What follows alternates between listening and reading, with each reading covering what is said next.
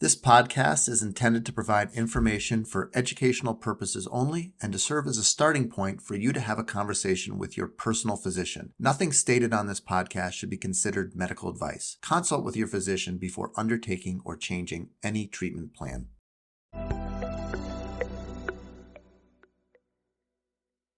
Okay, here we are, episode 11. That's right.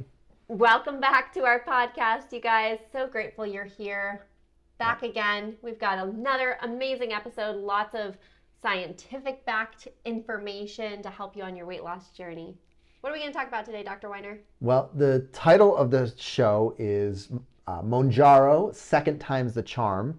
We have a really, really interesting patient story that I think you're going to enjoy, and it just shows how powerful bariatric surgery and GLP-1 medications are when we put them together. Before we get into this episode, I also just want to take a quick note to let anybody out there listening know we are hiring in our practice. So if you're a nurse practitioner or a physician assistant interested in spending your day taking care of patients who are being successful in their weight loss efforts and really enjoying the positive experience that we see when we're performing bariatric surgery or helping people with their meds, please reach out, call our office and ask to talk to Sierra. Also, medical assistants. We are hiring medical assistants as well. Insurance, good salary. Please call the office, ask to speak to Sierra if this is something you're interested in. So Zoe, what are we going to talk about today after my little employment push? All right, so in this episode, we will be discussing an interesting new weight loss technique. It's going to be interesting, you guys. We have another incredible patient here to share her story, and I can't wait to hear from her. She's got a lot of It's a great story, really too. Great things to share. And we have, of course, our nutrition segment, treat versus cheat. Are you using the phrase cheat meal? I don't know. We'll have to talk about it. And also, why don't insurance companies cover weight loss medications? I think that's a burning question on everybody's mind. Absolutely. And last but not least, of course, we will be discussing our social media submitted questions, the physiology of weight loss, hunger versus heartburn, as well as strategies to control food cravings. All right. Yes, another great show. We're having a really fun time putting these together. And of course, we got to thank Sierra, who's staying here behind the scenes, and she's the voice of the questions. Without her, this wouldn't be happening. Absolutely. So in the news, this is Medical News Today, and the title of the news article is, Could a Vibrating Ingestible Capsule Help Treat Obesity? So I think this came out of MIT, of course. And I, you know, first of all, this is a fascinating idea. It's a little pill, and it vibrates, and you swallow it, and the vibrations are supposed to trick the stomach into thinking that you're full by somehow triggering the stretch receptors to fire. They've only done this in animal studies, and so they gave animals this pill, and the animals decreased their food intake by 40%. A lot. So they ate 40% less when they swallowed a vibrating pill prior to going to eat. And I think they used pigs, because pigs like to eat a lot. Yeah, I mean, that's... Go figure. Yeah, so it turns out that pigs do like to eat a lot and have an appetite that some people think kind of is similar to human beings.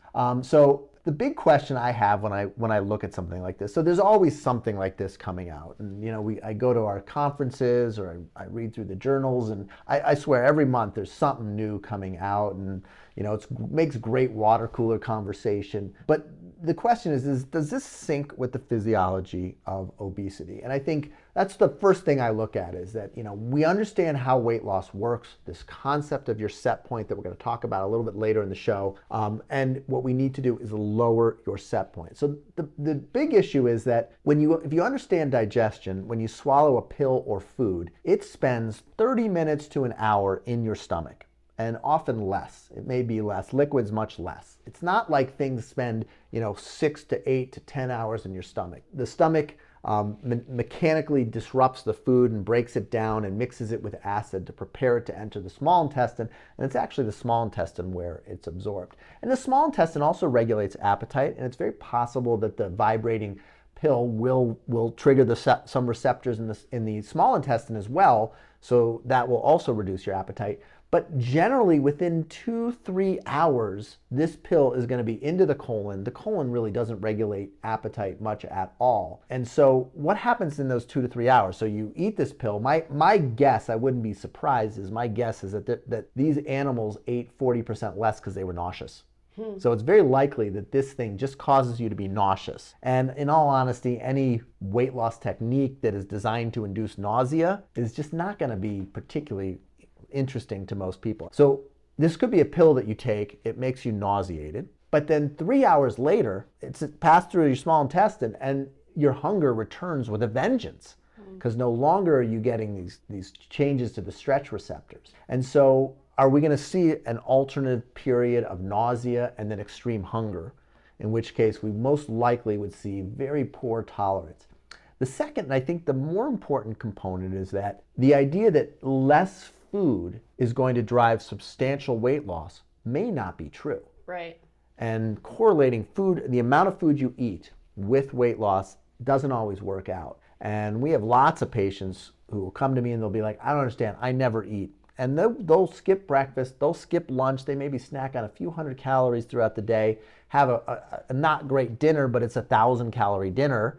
They're not eating a lot, but they're still struggling and they're actually often gaining weight. The set point lowering effect of the treatment is what's going to matter and what's going to drive permanent durable weight loss. Reducing food intake alone, we may see that 10% that we see from calorie restriction diets and then essentially a bounce back the second you stop taking the pill. And we may see people having a hard time moderating their food intake throughout the day on this. So it's important to understand that physiology drives weight loss, and if something doesn't work to lower your set point, work to lower that amount that your brain thinks you should weigh, we're not going to see durable weight loss. This is why GLP-1 meds work. And what's interesting about GLP-1s is we've had them for a while in either pill format or in short-acting formats. It wasn't until we got the long-acting format that lasts a week that we started to see weight loss.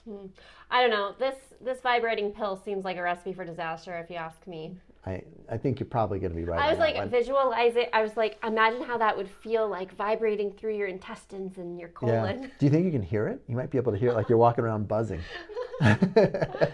So bizarre, but Yeah. hey. So anyway, I'm going to bet that somebody's already invested a couple $1 million in this thing. That's my guess. Well, I mean, leave it to the diet industry. Yeah. Anyway, all right. So talk to us about our patient story today, Zoe. All right. Well, we've got BJ here. I'm really happy that she came in to share her story. BJ has been a patient of ours for a while.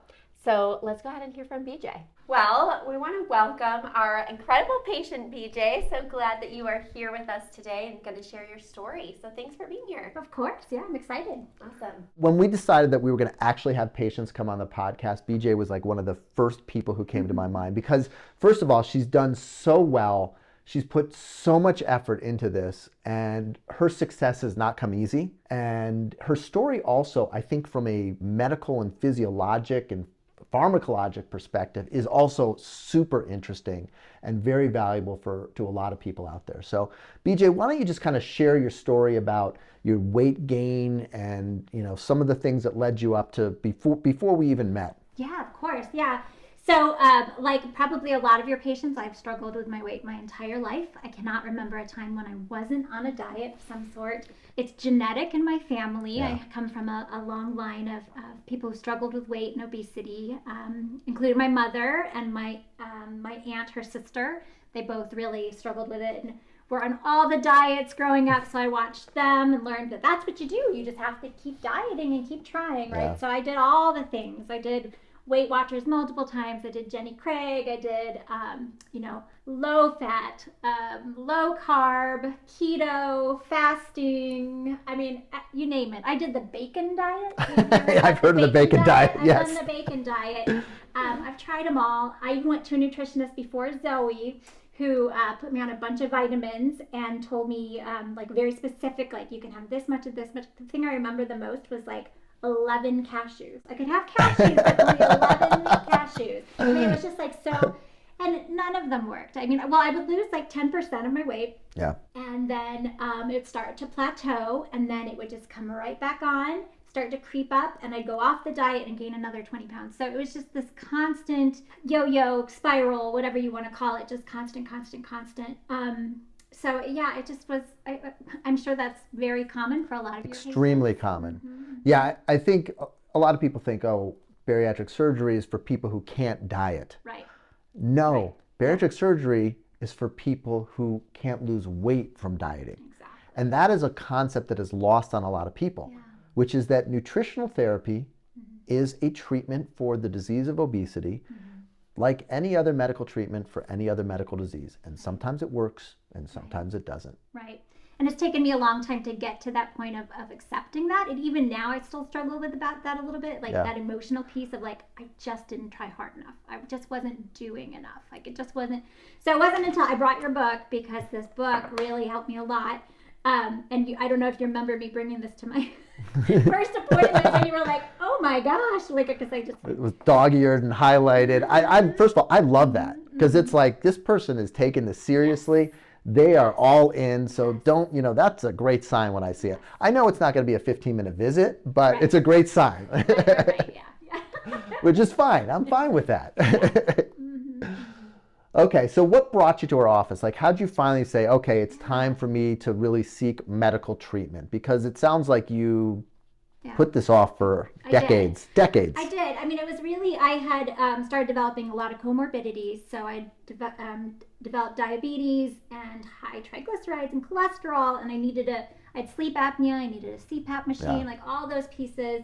And it just got to the point where I just thought, okay, it's that definition of insanity. You keep doing the same things and, expecting different results, and that wasn't working. So, and honestly, I can't remember how I found your office. I know, my guess is that I Googled it. I actually had gone in, I think it was 2012, into a different office with a different surgeon, and had jumped through all the hoops that they ask you to jump through.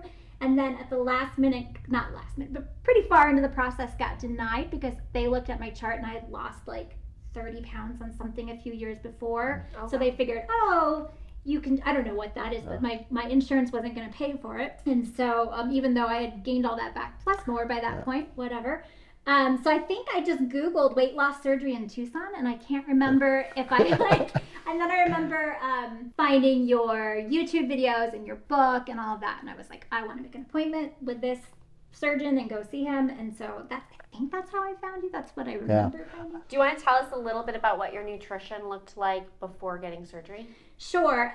So I really don't feel like, again, being on a diet forever, I really feel like I knew a lot of the rules. I knew a lot of information about eating. So I don't feel like it was ever really about overeating or binging or any of that stuff. I was a Coca-Cola drinker for many years. I loved Coca-Cola, full-leaded Coca-Cola.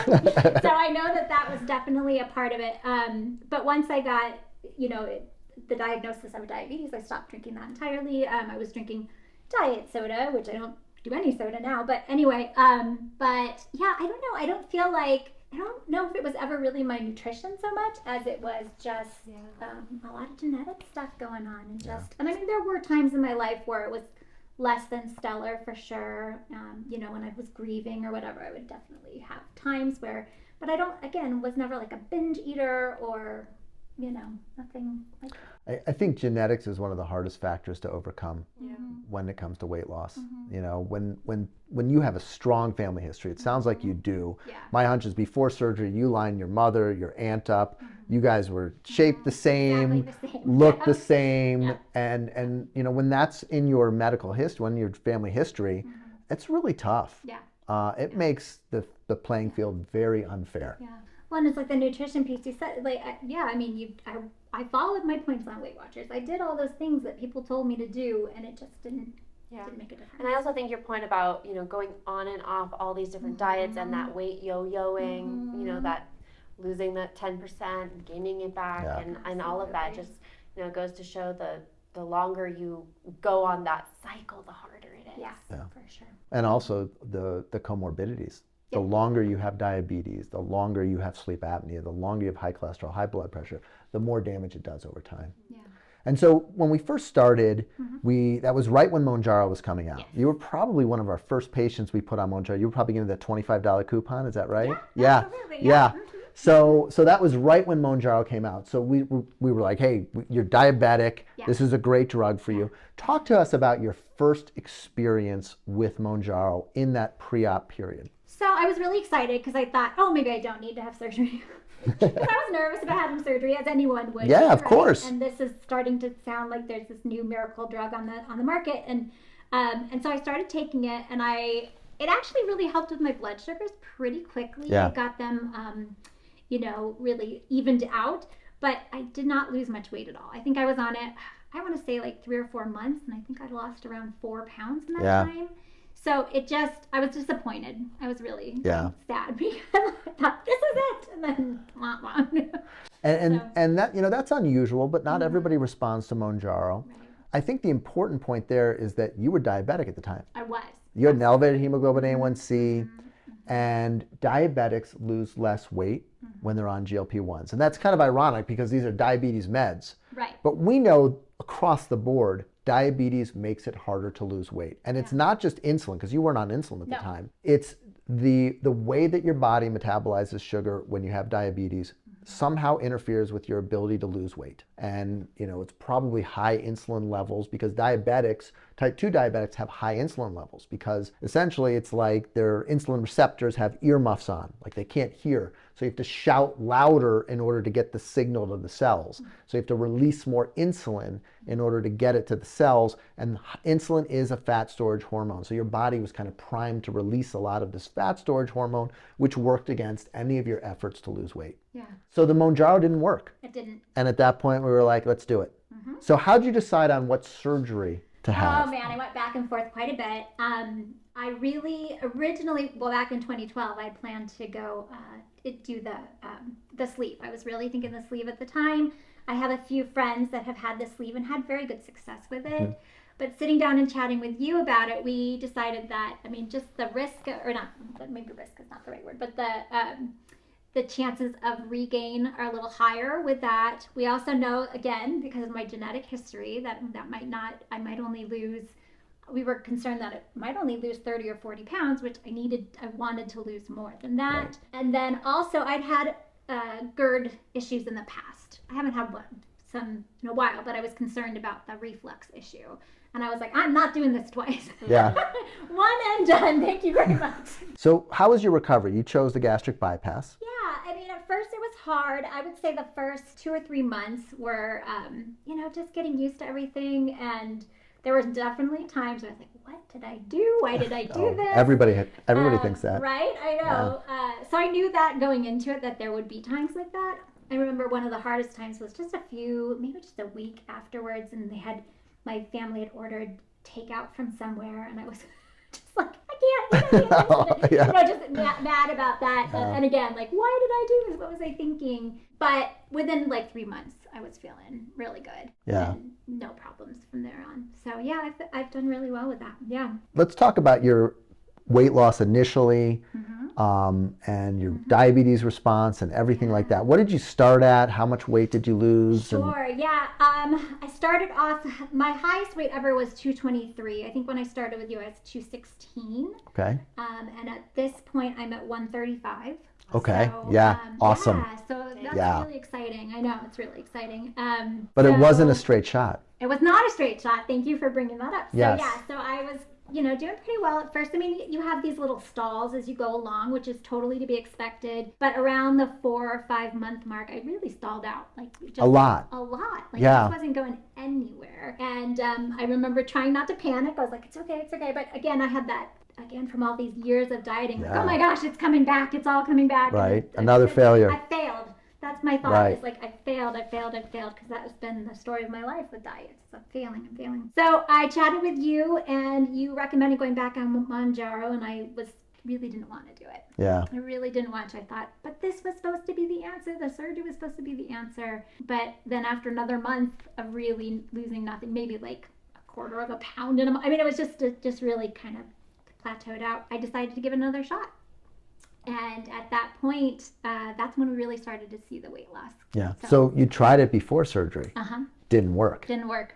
And then you tried it after surgery. Yep. And it worked like a charm. Worked like a charm. And that was well after my diabetes had gone completely into remission. Yeah. So, yeah. And so that's the fascinating part of the story. So we know, as we talked about, diabetics lose less weight. Yeah. And the big difference, and the reason why Mounjaro was different for you the second time around, was because you weren't a diabetic anymore. Yeah. And so the gastric bypass corrected your glucose, brought your insulin levels down to a reasonable amount. Yeah. And then when we put the Mounjaro on board the second time around, it clicked and it worked. Yep. And so that to me is really, it's fascinating. And it shows so many things about it. It shows, first of all, where you are before surgery is not necessarily your story after surgery. And it also demonstrates the power of combining therapies. And I think if there's one thing our office does better than anywhere in the country, it's combine the medications and the surgery together to optimize results. And then you see someone losing way above what we would have predicted in someone who, up until a few years ago, would have probably been on the side of the bell curve you don't want to be on. Right. We know there's an average response, and we know there's variability after surgery. Right. Half the people lose more than average, half the people lose less than average. Yeah. And you were on track to be less than average, but now here you are. How many years out are you? 2 years? 1 year. You're still only 1 year out. Okay. Just a little over, 13 months. 13 okay, months. 13 months out, and you're ahead of the curve. Yeah. So fantastic. Thanks. Yeah, so why don't you tell us a little bit more about what your nutrition looks like now, your eating habits. Yeah. You mentioned, your family getting takeout. So do you make room for treats? Like, how does that look now? And just kind of paint the picture for us. Absolutely. So with the GLP-1s and learning from you, I've learned that I have to eat a small amount several times throughout the day. Like, I am not super hungry, but when I am hungry, I need to just eat a little bit throughout the day. So I really focus in on protein. That's like my number one. And then vegetables. Yes, absolutely. With the planned indulgences, we actually had takeout yesterday. We had was it yesterday? Well, whatever. Anyway, a few days ago we had Chinese, and I got mugu gai pan and ate a lot of the chicken and broccoli and vegetables and a little bit of the rice, just because it's mixed in there with the sauce and stuff. But yeah, I really, like I said, I really focus in on that protein. I heard your podcast about meat snack. I'm definitely a meat snack kind of girl. I love those little chicken skewers from Costco. Those are my friend. String cheese, a lot of cottage cheese, that kind of stuff. So, have you noticed any significant change in your relationship with food? Yes and no. I mean, yes, in that I'm just not thinking about food very much at all. I mean, not that I feel, again, like I don't really feel like that was my biggest issue, but I don't. Yeah, sometimes I'll look up and go, oh my gosh, I haven't eaten in, it's, 1 o'clock in the afternoon or whatever. I'm like, I haven't eaten today. I need to go eat something. But I remember you telling me, or maybe it was both of you, I don't know, but about how you would crave like fresh food and stuff. Like, I love like blueberries are like my favorite now. Yeah. And as far as like treats and sugar and stuff, like I will, like if we get ice cream as a family or something, I'll have a bite of like 2 or 3 of my kids, I have 3 teenage boys, so pray for me, everybody. But I'll eat like a bite of each of theirs or something, but that's good enough. That's plenty, and it's satisfying, and yeah, it's different. It's a whole different world for sure. That's amazing. Yeah. Fantastic. Yeah. All right, BJ, what's next for you? What are you excited about? What keeps you up at night? 2024, New Year. Yeah, New Year. I'm mostly excited about how good I feel. I have the energy that I just didn't expect to have. I remember you saying, and I don't know if it was in the book or somewhere, that you're going to want to move. Yeah. And I was like, yeah, right. The gastric bypass swagger. Yes, exactly. Yeah. Yes, that's you just move a little bit more when you walk. Yeah, totally. It's your body burning off calories so that you maintain that weight. Yeah, we were at a wedding last month and I danced all night. Yeah. Like I never had to sit Exhausting down. dancing all night. It takes a lot of energy. My favorite kind of cardio. Right? I know. It was so much fun. And I've been going to the gym with a good friend of mine. We are doing some weightlifting stuff. Love it. Met with a trainer and have been doing that, and that's so fun. And yoga, I can do yoga moves like the child's pose. Like I used to have to like move my body around to get it. But now I can just do it. I mean, just that kind of stuff. That's so exciting for me. That's so fun. Like I said, I have 3 teenage boys at home, so just being active with them and doing fun stuff with them, it's been great. The thing that keeps me up at night, the only thing that I I worry about a little bit is just I have several friends now who have seen my success, and I just want to make sure that they know that, I really do believe in the health at every size movement, and that I don't want to have I don't want to be that, I don't want to say the word, but shaming of people who are obese. And I just want to make sure that, people, like I said, they see me and see my success. And actually, I've had 2 friends that have had surgery now. One is a patient of yours. And so I want to make sure that they are safe and doing it correct. So I know the one that came to you is in good hands, but I just worry a little bit about that responsibility and that. I worry a lot about that responsibility. I bet you do. Yes. I bet you do. And I think, that's part of the thing we're trying to do with the podcast is making sure that we put out information so that people can get some really solid common sense advice about how to navigate this very complicated journey. And yours has been extremely complicated, but also very successful. So we're so happy to see this, BJ, and that you've been such a great patient to have in our practice. And I consider myself extremely lucky to have chosen us and our team for your weight loss journey. And I see nothing but really good things ahead for you. Thank you. Appreciate that. Yeah, for sure. Okay, so BJ mentioned something about her planned indulgences, which leads me into our nutrition segment. I actually had to correct you earlier, right? So I want to discuss a concept that a concept, something that so many people have in their vocabulary: cheat day or cheat meal, right? I'm sure you've used it. I've used it before I became a dietitian, right? So many people use it, but the concept of cheating, right? Yeah. It has a very negative connotation. Absolutely. What do we think of cheating on? Tests, partners, right? It's so negative. You don't cheat on yourself. And so having that negative mindset reinforces a poor relationship with food. And so I always encourage to reframe that vocabulary word from cheat to treat. Okay, so how can we implement treats in a way that is aligned with maintaining your weight loss and living a, long, happy, sustainable lifestyle, aligned with your goals? And that is this concept of planned indulgences or your planned treats. And that's where you have your birthday dinner or you have date night or you have brunch with your girlfriends, but it's not all the time. It's this thing that you go outside of the house for, you look forward to it, you enjoy it mindfully, slowly savor it without guilt, no negative self-talk afterwards, and always follow that fun food with a fuel food. So whatever you eat next, to be very nourishing, whole, real, unprocessed. And this is how we can reinforce a positive relationship with food, help to decrease that all or nothing mindset that so many people struggle with, and to create long-term success.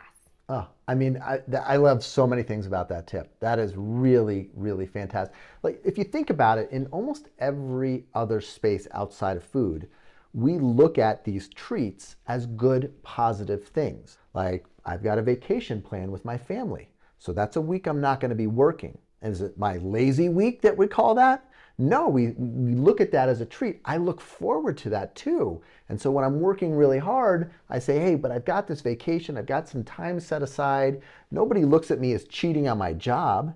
Right. We recognize that there are times when you need to stop working your butt off and relax a little bit and enjoy yourself. And so you're really kind of leveraging that, the way we look at the world in every other space besides food. And I think that was super observant. What a great tip. I am not going to use the word cheat again when it comes to dieting. Okay, great, thanks. Or maybe not use the word dieting either. All right, on to our Economics of Obesity segment. This is a question that I will field in my office easily a couple times a week. And it's, why doesn't my insurance company want to cover weight loss medications? Great question. Because we know that obesity is associated with so many comorbid illnesses. We know that we see reductions in cancer rate, reductions in heart attacks and strokes with weight loss, reductions in hospitalizations, emergency room visits. There's a huge cost savings that comes from treating obesity. The first thing, and we talked about this in our last episode, is that Medicare is prevented by law from covering obesity medications. Now, you have to look at the timing of this. This came out, it was first voted on in 2003. It started in 2006. And this came out, believe it or not, it was not necessarily an obesity bias. It came out as a safety concern because right around this time was when the whole fen-phen disaster came out, where we recognized that fen-phen causes these heart valve abnormalities, and a number of people died from fen-phen. And so we looked at this and they said, okay, well, you know what? We don't want Medicare to cover any weight loss medications, and so we're going to make a law against it as a safety measure. I don't think that law had a lot of foresight to understand that medical treatments evolve. I think the predictability of GLP-1s for weight loss, we all knew at some point someone was going to figure this out. It was just too important of a problem. There's too much money on the other side of solving this problem, that at some point we're going to figure out how to do it safely. And we're there. I think the GLP-1s have continued to prove themselves to be safe options and effective options for treating obesity. So, but there is a law, and so that's the first thing, is that what Medicare, the other commercial payers will often follow the Medicare rules. That's kind of where they start, and they'll modify from that. And because there's actually a law preventing it, a lot of commercial payers just follow suit, and that's that. There is, however, the Treat and Reduce Obesity Act, and this is introduced annually. So there's a group that introduces this into Congress every year and tries to get it pushed through. And this is, and they actually do have bipartisan support, and we're seeing more and more people looking at this act. And I think with the GLP-1s, we'll see, hey, maybe this is something that does make some sense for Medicare. So this may get passed in the future. Until recently, it hasn't really been an issue because there hasn't been any good options. There's also in 2023, they successfully got weight loss medication, specifically Wegovy, approved on all federal health benefits. So if you're a federal employee, you have coverage for Wegovy. Zepbound is on the horizon. I don't think we're seeing Zepbound covered on these federal health plans, but I would not be surprised if we see that in the near future. And so that's been something that's changed, and so that's often the first step, and Medicare can follow from there. So we do see the government paying for obesity treatment for our federal employees, which hopefully we'll see that extend into Medicare in the future. But when it comes to reducing healthcare costs, and that's the assumption, like, oh, these meds are going to reduce healthcare costs. The problem is that when it comes to commercial insurance policies, most people will change their insurance policy every 1 to 2 years. So it's very uncommon that you have the same policy, even if you stay with the same employer. Right. So we've had like 3. We've had 3 insurances, right? You've Yep. had 3 insurances since starting to work for us.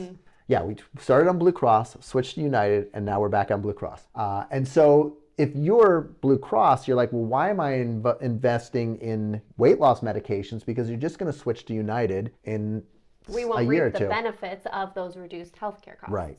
And so because these are quarterly traded companies, we don't see there's not the longevity that you need in order to recoup these costs. Also, if you look at our current prices, which we talked about last week, it would probably cost about $1 trillion, which is way more than we're going to see in terms of the reduction of healthcare costs. It could be around $250 billion, but it's going to cost $1 trillion. So right now, because the drugs are so expensive, the math just doesn't work out for even though you get a tremendous reduction, it's not going to make up for the cost of the medications.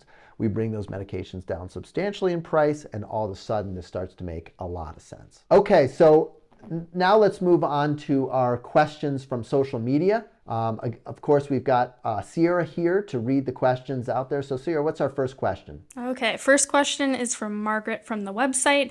We're all working toward the goal of losing weight. When I was younger, I was told the key is in the colon. However, I now know that this is a very small part of the equation. I think it would be helpful for us to know exactly how our bodies are losing weight. Is it possible for you to explain the basic physiological mechanism behind weight loss? Yes. First of all, it's complicated. I have tons of videos on this on YouTube. We call this whole mechanism your metabolic thermostat. So if you think about a thermostat is designed to keep the temperature in a room stable. If the temperature drops a little bit, the heat turns on to bring it back. If it warms a little bit, the air conditioning turns on to bring it back to that set point. We all have a weight set point. And our body uses our food cravings and hunger and our metabolic rate to maintain that weight. So your brain, and not the cortex, the part that we can control, the outer part that thinks, But your brainstem is the most primal, basic part of your brain. It controls your heart rate, it controls your respiratory rate, it controls a lot of our basic physiologic parameters. This works also to control our body weight. So when we reduce our calorie intake, our body fights back against this, and it increases our hunger, and it slows down our metabolic rate in an effort to reduce the weight loss, because our body fat is vital, and our bodies evolved in a environment of famine and food shortage. And so our body is designed to prevent famine, to prevent food storage. And so any weight loss treatment that is successful must focus on lowering that set point. And there are 4 ways to lower your set point. The first is nutritional change, not eating less, but eating different foods. Mm-hmm. The second is building muscle and using it. The third is medications like Wegovy, Zepbound, tirzepatide, semaglutide, the GLP-1s. And the fourth is bariatric surgery. And so we focus all of our treatments in our practice on those 4 treatments. Exercise tends to be the least effective of the 4, as we've talked about in the past. We focus on those 4 treatments. Now, what you've alluded to with the colon is this microbiome. And the microbiome is part of our body's regulation of our body weight. By changing our microbiome, we can actually potentially lower our set point. And that's one of the mechanisms that we think eating more vegetables, eating more fiber, it changes the microbiome so that you can lower your set point. So that nutritional change and actually also the medications and bariatric surgery all will change that microbiome. But you can't intentionally change the microbiome by delivering the right bacteria to the colon. It really is something else, whether eating differently, taking medications, bariatric surgery, that changes the microbiome. So as much as that does play a role, it's not an actionable item.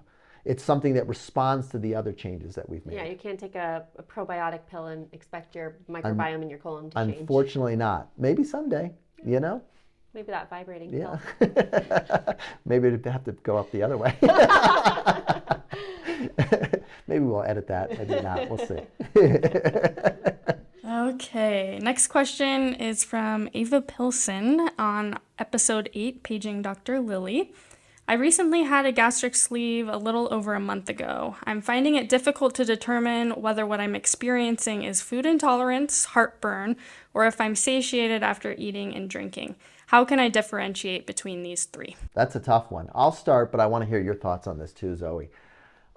So you're a month out from your sleeve. So I think the first thing is there's the least likely thing there is hunger. Right. There's very little hunger right after surgery. And I'm going to let you talk a lot about mindful eating, because I think there's so much that you can get from a mindful eating approach. But it's likely that hunger is not going to be something that you're experiencing too much of at this point. You can still get hunger, but this kind of ravenous drive for food, that's not what you're experiencing. The truth is, whether it's food intolerance, whether it's heartburn, whether it's just abdominal pain or dysphagia is the term we use, which is difficulty swallowing, to me is kind of irrelevant. It is what we name it doesn't matter. It's how it makes you feel and what it makes you do that matters. And that's where the mindful eating is going to come in. But you have to start figuring out what things you're doing that causes these sensations, and then what are you going to do about it? So let's talk a little bit about mindful eating and how important it is in that first month or so after surgery. It's important all the time, yeah. Really after surgery. Right, definitely. And so this is something that we talk a lot about, is that you have to learn your new anatomy. And if that means that you're navigating new satiety signals, new maybe hunger signals, although of course a month out you're probably not having hunger signals, but really being present in your body while you are eating. And I think so many of us are so busy. Most of our meals are consumed in front of our work computer, maybe in front of the TV, or at the very minimum scrolling on the phone, right? And so we are in the habit, based on maybe the environment that we've created, is to eat with distraction and mindlessly. Yeah. So bringing that awareness, that presence back into your body to eat very slowly, eat without distraction, and being acutely aware of when you get that first sign of satisfaction and stopping there. And eating past the point of fullness, which many people do a small handful of times after surgery, but it's not fun. You don't want to make a habit out of it. No. So being able to recognize, even if it's, I'm not sure if I'm full, but I'm going to go ahead and stop here just to make sure. And then you can go back to it 2 or 3 hours later. That's normal. That's expected. Or even 10 minutes later. Right. Totally. Yeah. And so I think a concept that I want to touch on briefly is how we have been conditioned, many of us, maybe not everybody, but many of us have been conditioned to ignore our body's natural cues, right? Yeah. Conditioned from an early age to ignore our satiety signals and finish everything on your plate. Yeah. And then maybe during adulthood and starting a weight loss journey, what are we told? Eat less and exercise more, right? The news article about eating 40%, the pigs eating 40% less. If we are conditioned to ignore our hunger and, chew a piece of gum because ignore that hunger, you just need to eat less. Well, then of course we're out of touch with our body. Of course we're having difficulty recognizing our true hunger and satiety signals. So a mindful eating is a practice that you need to put in those repetitions. You need to do very intentionally. And yes, over time it will get easier, but this is something everybody can implement, but especially while you're learning your new anatomy immediately after surgery. Yeah, and we do have a mindful eating support group through our nutrition support group. So if this is something you want to work on, you can meet with Zoe over Zoom and help develop that. But I think, what I would recommend is really focusing on mindful eating in this scenario and trying to figure out whatever you name it is irrelevant. It's how it makes you feel, what you can do to eliminate it, and how you can structure your diet to minimize it. Mm-hmm. All right, last question. Okay, this one is from Raphael from our website. What is your opinion about making a healthier version of your food craving? Will that lead to more cravings? Well, I think this is the perfect question. Yeah. I wonder who picked that. So piggybacking off of our conversation in our nutrition segment earlier about those planned indulgences, there's kind of 2 pathways I like to take with this. One is the food that you're craving you want to make a planned indulgence and you want to go enjoy it, in moderation every once in a while? That's a different conversation. If we're making, a healthier version of the foods you're craving, let's take ice cream or tacos, for example. I was literally on a Zoom session today talking about this with somebody. How figuring out what it is about the food that you are craving. So we use the example of pudding. So, all right, think about the texture. It's smooth, it's sweet, maybe it's cold. How can I recreate this in a more nutritious whole foods style? So we discussed, okay, we're going to use Greek yogurt. We're going to add some unsweetened cocoa powder and raspberries. Love it. And so now you've got this more nutritious version of pudding. Same thing with the taco. She was using these nice romaine boats and she had black beans and veggies and, fresh avocado, all that great stuff.